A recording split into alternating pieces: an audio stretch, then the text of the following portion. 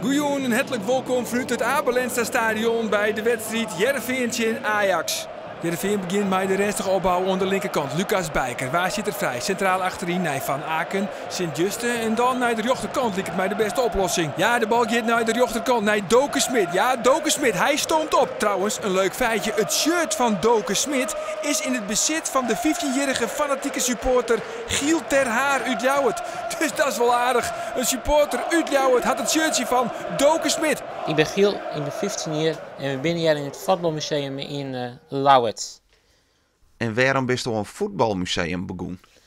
Nou, omdat ik het verzamelen van voetbalitems zo leuk vond en dat ik het steeds meer wil. En dat had resulteerd in deze verzameling waar we nog binnen. En ik welkom uit het Cambuurstadion. We zitten te zien naar de wedstrijd tussen Cambuur en Volendam. De punten worden heel iets belangrijker voor de Ljouters. En wij zullen balbezit op dit stuit op het middenveld voor Jamiro Montero. En ja, dat is leuk, Arie. En daar staat dat zij. Dat Giel ter Haar dus uit Ljouwert, 15 hier nog maar, een shirtje had van Doken Smit. Maar vergeet net, hij had ook een shirt van een speelder van Cambuur. Dat mag vanzelfs duidelijk wezen. Hij, Giel ter Haar, had ook het shirt van Jamiro Montero. En die Montero is nou op de bal. Aan de linkerkant van het veld draait naar binnen, draait nog eens een keer een man voorbij. Zet hem naar voren. Nee, hij zet hem net voor. Hij zit hem erin. Hij zit hem erin. Hoe is het mogelijk? Hoe komst u aan al deze spullen? Nou, ik kom bij verschillende clubs. Ik kom klaaien wat voor spelers. Ik koop wat shirts via Marktplaats, via de shops van de clubs. Ik ruil juist wat met mijn vrienden van mij. En maar het leukste wie toch wel dat ik spullen van de spelers zelf krijgen kan. Nou, ik kom het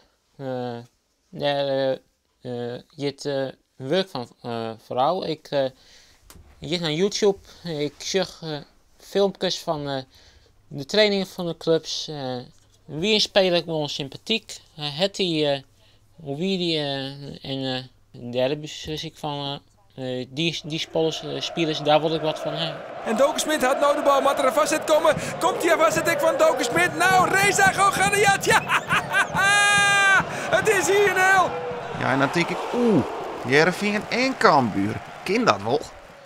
Ja, als een Uselite, dus mijn heid, mijn mem, mijn broertje Jonas en mij, ken dat wel, maar helaas ben er een aantal mensen die daar ook zo denken en daar ben we net blij mee.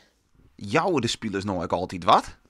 Net altijd. Het lijkt natuurlijk wel wat voor speler het wie en of ze nog wat toevallig wat oor hebben. En sommige spelers gewoon alles fut en die kopen dan echt wel naar je dingen voor waarom. Maar soms via Facebook en Insta maak ik wel eens afspraken, maar sommige spelers van hij stel dan en dan lezen. Ken ik dan van een kraai, ja of nee? Maar er binnen de 6 spelers die kennen die. Ja, Nienhuis, Wol Bakker en dan eigenlijk de hele Cambuur-sectie kent me wel. En ik doe het deels van de Heerenveen-spelers. Dat is wel vet. Ja, dat ben ik wel blij mee, want het helpt wel echt mij dat ze kunnen snel het jou aan je.